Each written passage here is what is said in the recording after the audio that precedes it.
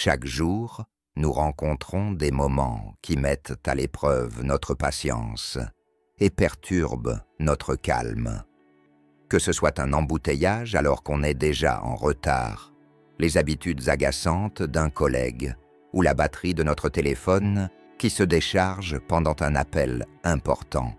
La vie semble remplie de ces petites batailles. Mais ce n'est pas seulement à propos de ces irritations mineures. Il s'agit de la façon dont nous y réagissons.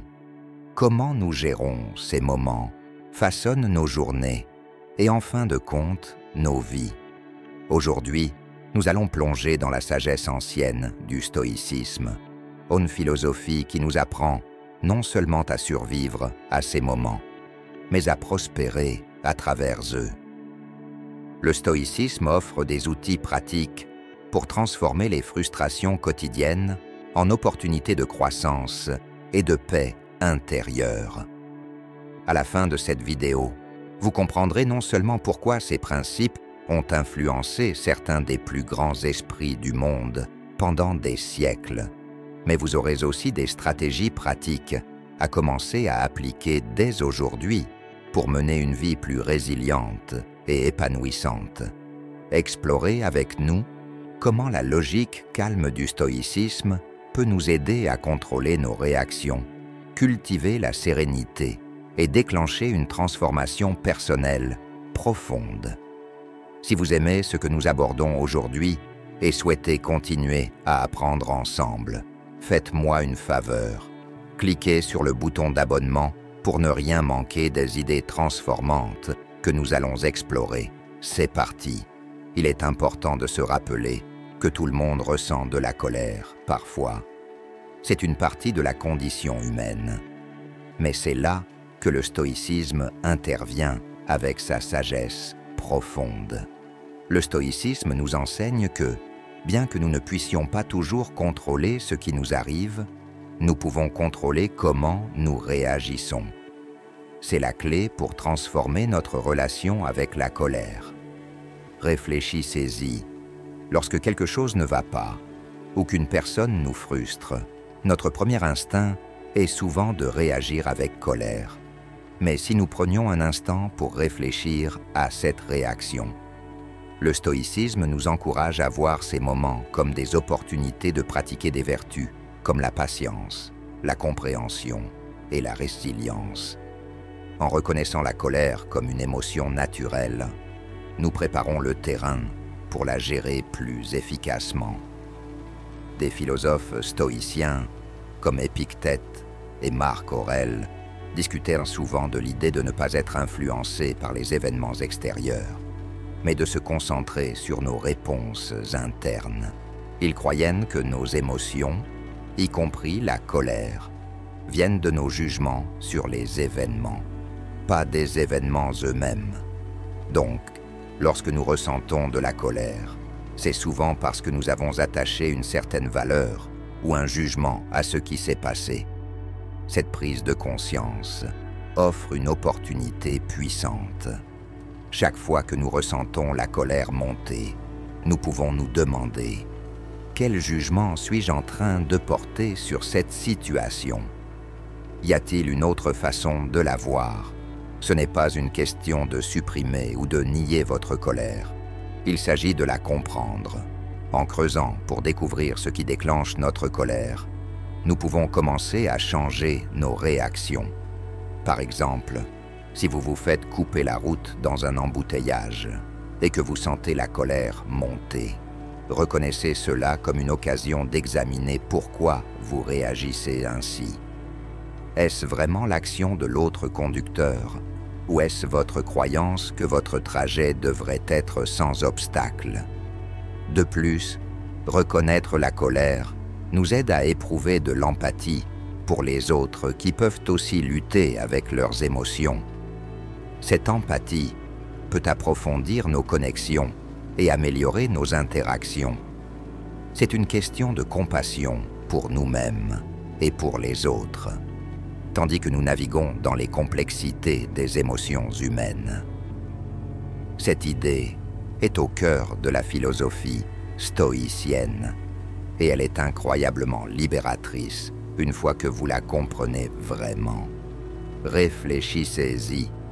Une grande partie de notre frustration et de notre colère vient de situations ou de personnes que nous ne pouvons pas changer, peu importe à quel point nous le voudrions. Les stoïciens, comme le sage Marc Aurèle, enseignaient que le véritable pouvoir réside dans la reconnaissance de la différence entre ce que nous pouvons contrôler et ce que nous ne pouvons pas. Vous contrôlez vos pensées, vos décisions et vos actions, c'est tout. Tout le reste échappe à votre contrôle. Les actions des autres, la météo, le passé et une grande partie de l'avenir. Mais voici où ça devient intéressant. En nous concentrant sur nos réactions et attitudes, nous récupérons un pouvoir immense. Au lieu de gaspiller de l'énergie sur l'incontrôlable, nous investissons dans ce que nous pouvons vraiment influencer. Rendons cela concret. Imaginons que vous travaillez sur un projet de groupe et qu'une personne ne fait pas sa part. C'est facile de se frustrer, non? Vous pouvez même sentir votre tempérament s'échauffer. Mais demandez-vous, quelle partie de cette situation puis-je réellement contrôler? Vous ne pouvez pas forcer votre coéquipier à travailler plus dur, mais vous pouvez contrôler comment vous réagissez à ce défi. Peut-être qu'il s'agit d'une conversation sur les attentes, ou peut-être de réattribuer le travail dans le groupe. En déplaçant votre attention, ainsi, vous réduisez votre propre stress et ouvrez des moyens plus constructifs de résoudre le problème. Et vous, comment réagissez-vous face à vos frustrations quotidiennes? Avez-vous déjà essayé de prendre un instant pour réfléchir avant de réagir? Je vous encourage à prendre quelques secondes aujourd'hui pour observer vos réactions et demander « Qu'est-ce que cela me dit sur ma perception de la situation ?» Partagez vos réflexions dans les commentaires. Cela pourrait bien ouvrir une conversation inspirante avec d'autres qui vivent des expériences similaires. Tout est question d'accepter que certaines choses échappent simplement à notre contrôle. Cette acceptation ne signifie pas la résignation. Elle consiste à comprendre où se trouve notre véritable pouvoir. Il s'agit de ne pas laisser les événements extérieurs dicter votre paix intérieure. Par exemple, si vous êtes coincé dans un embouteillage et que vous êtes frustré parce que vous allez être en retard, prenez un moment pour réfléchir. Puis-je contrôler la circulation? Non. Mais qu'est-ce que je peux contrôler? Votre réaction. Peut-être que vous pouvez mettre un livre audio, écouter de la musique apaisante ou utiliser ce temps pour réfléchir à votre journée. La beauté de se concentrer sur ce que l'on peut contrôler est qu'au fil du temps, cela construit un état d'esprit plus fort et plus résilient. Peu à peu, vous vous retrouverez moins bouleversé par les hauts et les bas de la vie, car vous saurez où se trouvent vos responsabilités et où elles ne sont pas. Il ne s'agit pas de réprimer vos sentiments. Il s'agit de canaliser votre énergie de manière plus productive. Il s'agit d'être pleinement présent dans l'instant, conscient de où vous êtes et de ce que vous faites, sans devenir trop réactif ou accablé par ce qui se passe autour de vous. Cela s'aligne parfaitement avec les enseignements stoïciens, qui mettent l'accent sur la prise de conscience de nos pensées et actions, tout en maintenant le contrôle de nos réactions face aux circonstances extérieures. Alors, pourquoi pratiquer la pleine conscience? Cela nous aide à faire une pause entre nos expériences et nos réactions. En devenant plus attentifs, nous pouvons choisir des réponses qui correspondent à nos valeurs et à nos objectifs, au lieu de nous laisser emporter par nos émotions. C'est particulièrement utile lorsque nous faisons face à la colère ou à la frustration. Par exemple, quand quelqu'un dit quelque chose qui vous contrarie, au lieu de réagir immédiatement ou de répliquer, la pleine conscience vous permet de prendre du recul. Vous remarquez l'élan émotionnel, mais vous choisissez de l'observer sans agir immédiatement. L'espace que crée la pleine conscience n'est pas seulement apaisant, il est habilitant. Il vous donne la chance de choisir une réponse que vous ne regretterez pas plus tard. Maintenant, parlons de comment intégrer la pleine conscience dans la vie quotidienne. Cela semble génial en théorie, mais la vraie magie se produit dans la pratique. Une technique simple est de se concentrer sur votre respiration. Lorsque vous vous sentez anxieux ou en colère, prenez un moment pour vous concentrer sur des respirations profondes et lentes. Cette concentration éloigne votre esprit des déclencheurs du stress et vous ramène à ce que vous pouvez contrôler, votre souffle. Une autre méthode pratique est ce que j'aime appeler l'observation attentive. Choisissez une tâche ordinaire ou un moment, comme boire une tasse de café. Concentrez tous vos sens sur cette expérience. Remarquez l'arôme, la chaleur de la tasse dans vos mains, le goût. Cette pratique d'engagement total dans l'instant présent peut transformer une expérience ordinaire en un moment plus riche et plus texturé. Ce qui est fascinant avec cela, c'est que cela entraîne votre cerveau à appliquer le même niveau de conscience à des situations plus difficiles.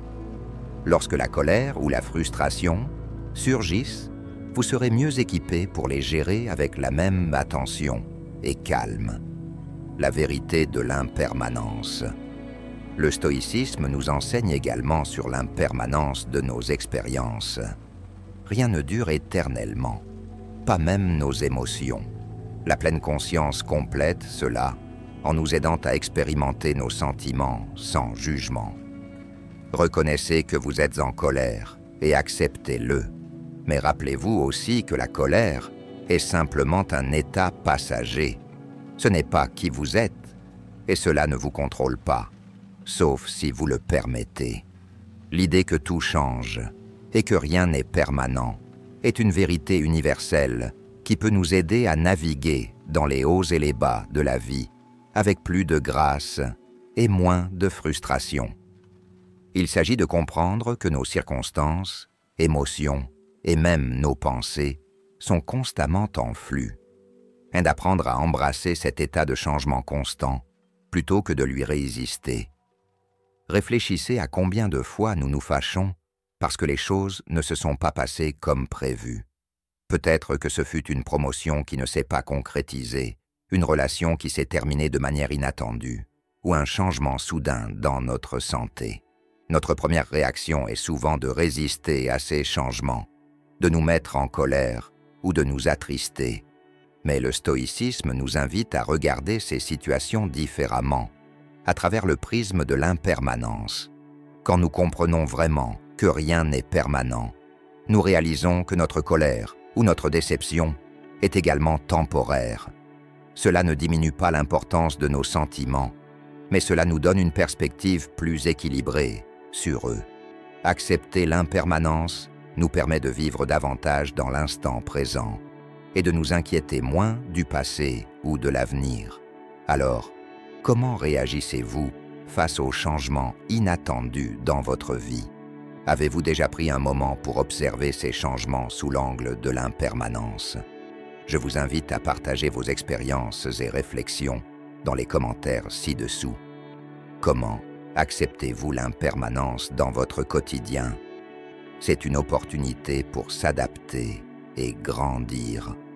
Pensez à un moment où quelque chose ne s'est pas passé comme vous l'aviez espéré, mais où quelque chose de mieux est venu à sa place. Souvent, c'est avec le recul que nous voyons comment ces changements ont été bénéfiques. Le stoïcisme ne nous demande pas seulement d'accepter l'impermanence, il nous encourage à en tirer de la force. Chaque changement ou fin est une occasion de pratiquer la résilience et la flexibilité.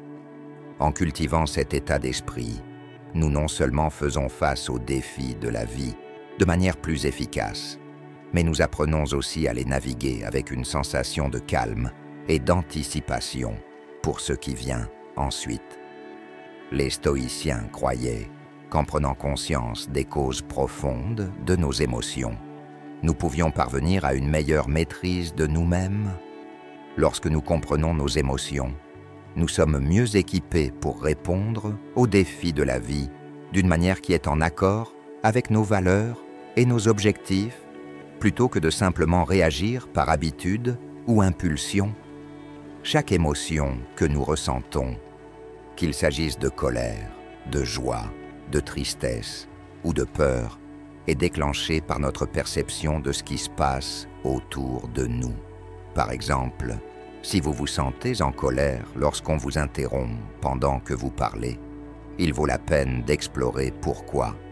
Est-ce parce que vous vous sentez irrespecté? Ou peut-être cela reflète-t-il une insécurité plus profonde sur le fait que votre voix soit entendue? En creusant ces questions, vous pouvez commencer à comprendre non seulement vos réactions, mais aussi les croyances et valeurs qui les sous-tendent. Cette compréhension est cruciale, car elle vous donne l'opportunité de changer vos perceptions et par conséquent, la manière dont vous vous sentez. Le stoïcisme nous enseigne que nos émotions sont basées sur nos jugements. La bonne nouvelle, c'est que les jugements peuvent être examinés et changés. Alors, lorsque vous ressentez une émotion forte, essayez de prendre du recul et demandez-vous: qu'est-ce que je crois en ce moment? Est-ce que cette croyance est vraie? Est-ce utile? Ce genre de questionnement peut être très puissant. Il vous permet de changer de perspective et de choisir une réponse émotionnelle différente, une qui vous sert mieux. Par exemple, si vous vous sentez anxieux à propos d'une présentation au travail, cela peut être parce que vous croyez qu'il faut performer parfaitement pour être respecté. Mais est-ce vraiment vrai? Probablement que vos collègues apprécient davantage vos efforts et votre sincérité que la perfection. Reconnaître cela peut alléger votre anxiété et vous aider à aborder la situation avec plus de calme et de confiance. Concrètement, tenir un journal peut être un outil incroyablement efficace pour comprendre vos émotions. En écrivant ce que vous ressentez et en explorant pourquoi vous le ressentez, vous pouvez découvrir des schémas et des déclencheurs auxquels vous n'aviez peut-être pas pensé. Cette réflexion vous aide non seulement dans l'instant, mais elle développe aussi une sorte d'intelligence émotionnelle au fil du temps, vous rendant plus résilient et adaptable. Une autre approche consiste à discuter de vos sentiments avec une personne de confiance, un ami, un membre de la famille ou un mentor. Parler de vos émotions peut offrir de nouvelles perspectives et idées auxquelles vous n'aviez pas réfléchi. C'est souvent par le dialogue que nous parvenons à de nouvelles compréhensions de nous-mêmes et de nos relations. Pratiquez la patience. Adopter l'approche stoïque des émotions ne consiste pas à supprimer ce que vous ressentez. Au contraire, il s'agit de s'engager avec vos émotions de manière proactive et réfléchie. Il s'agit de prendre le contrôle du récit de votre vie intérieure. En comprenant vos émotions, vous ne vous contentez pas de réagir au monde. Vous façonnez activement votre expérience. Le stoïcisme nous enseigne également la valeur de la patience, pas seulement comme une manière d'endurer, mais comme un moyen de transformer nos expériences. La patience, selon la philosophie stoïque, n'est pas simplement attendre. Il s'agit de la manière dont nous agissons pendant que nous attendons. Il s'agit de maintenir notre calme et notre dignité face aux retards et aux défis de la vie, en comprenant que ceux-ci sont souvent au-delà de notre contrôle. Dans notre vie quotidienne, nous rencontrons d'innombrables situations qui peuvent déclencher de l'impatience, que ce soit une file d'attente à l'épicerie, un embouteillage ou une réponse retardée d'un collègue. Notre premier instinct peut être de nous sentir irrités ou stressés. Mais c'est là que le stoïcisme intervient. Il nous encourage à voir ces moments comme des occasions de pratiquer la vertu. Chaque instance de retard est une chance d'exercer la patience et de renforcer notre capacité à rester calme et serein. Alors, comment développer la patience de manière concrète? Une approche efficace consiste à ajuster nos attentes. Souvent, notre impatience provient d'un décalage entre nos attentes et la réalité. Si nous commençons par reconnaître que les retards et obstacles font naturellement partie de la vie, nous serons moins susceptibles de nous énerver lorsqu'ils se produisent. Cela ne signifie pas baisser nos standards, mais plutôt aligner nos attentes avec le fait que le monde ne fonctionnera pas toujours selon nos préférences. Une autre méthode clé consiste à utiliser les moments d'attente comme des occasions de croissance et de réflexion. Si vous êtes coincé dans un embouteillage, au lieu de fulminer contre le retard, transformez-le en un moment précieux. Écoutez un livre audio, pratiquez des respirations profondes ou réfléchissez simplement à votre journée. Ce changement de perspective transforme une situation frustrante en quelque chose de plus productif ou relaxant. La pratique de la pleine conscience est également un allié puissant dans le développement de la patience.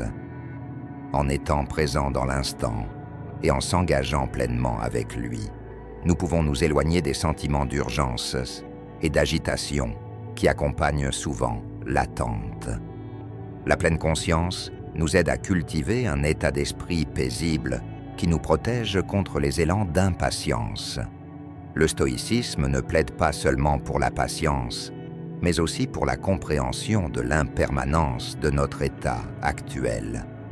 Se rappeler que cela aussi passera peut nous aider à supporter des situations désagréables, que ce soit l'attente d'un vol retardé ou une longue période de récupération après une maladie.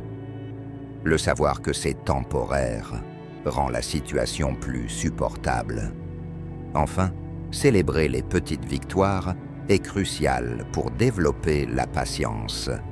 Lorsque vous réussissez à rester calme dans une situation qui vous aurait normalement rendu impatient, reconnaissez et récompensez-vous pour cet accomplissement. Cela renforce le comportement et rend plus probable qu'il devienne une habitude. Les erreurs, les injustices, tout cela fait partie de notre expérience humaine. Mais il est essentiel de comprendre que la véritable libération vient du fait de se débarrasser de ce fardeau émotionnel que sont les rancunes.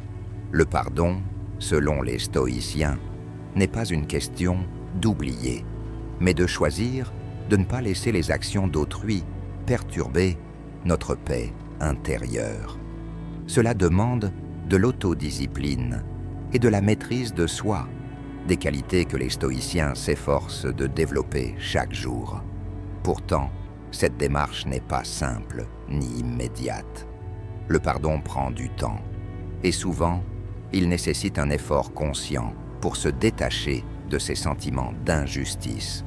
Pensez à la puissance qui réside dans la décision de ne pas permettre à une personne ou à une situation de perturber votre tranquillité intérieure. Voilà ce que nous enseigne le pardon stoïcien.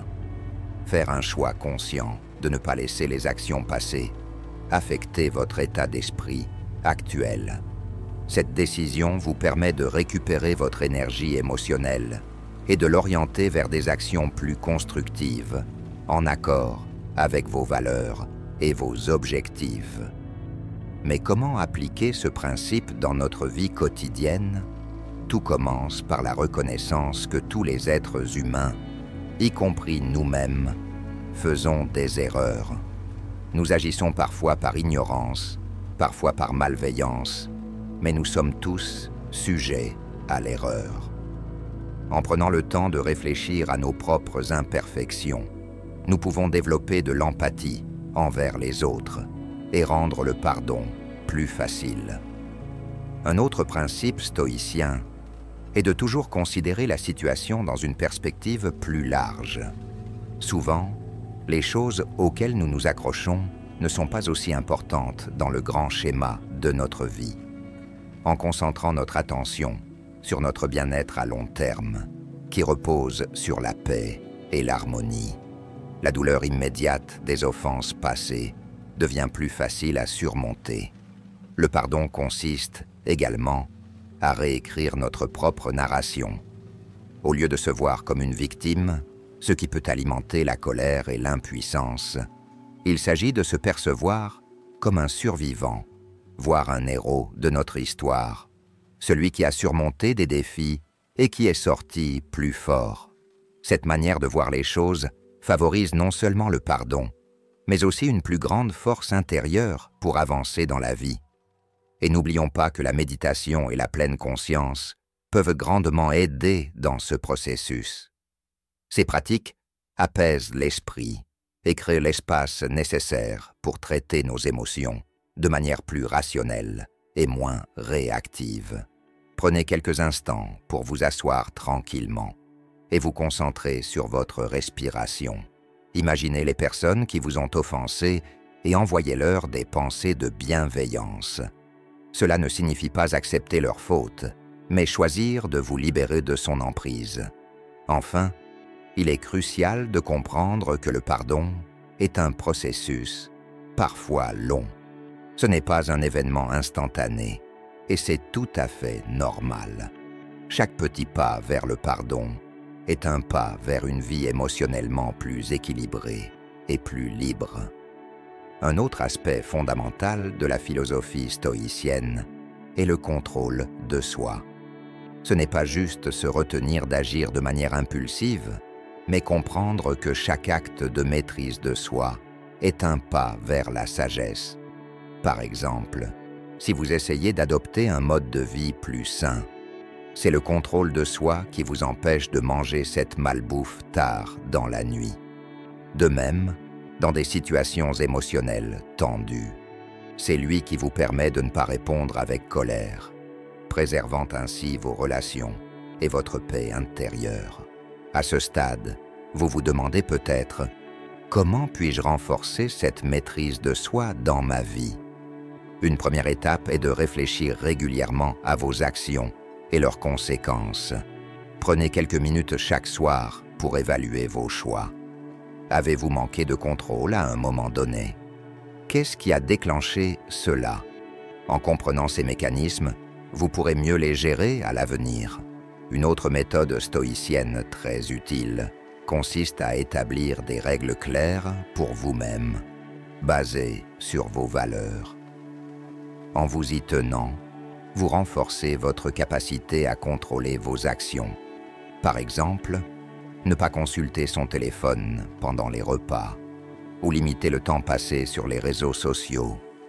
Chaque petite victoire vous rapproche de la vie que vous souhaitez mener. Avez-vous déjà visualisé une situation où vous auriez agi avec calme et retenue? Essayez de le faire. Avant un événement potentiellement stressant, prenez un moment pour imaginer comment vous pouvez gérer la situation avec sérénité.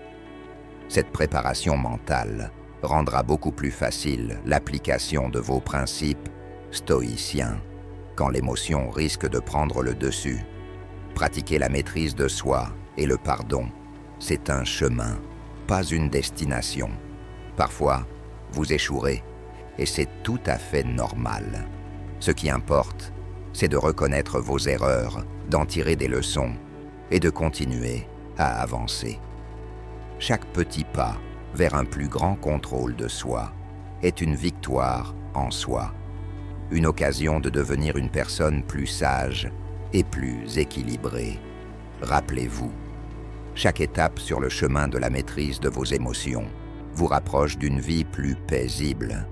Si vous souhaitez approfondir vos connaissances sur le stoïcisme, je vous invite à explorer nos vidéos suggérées.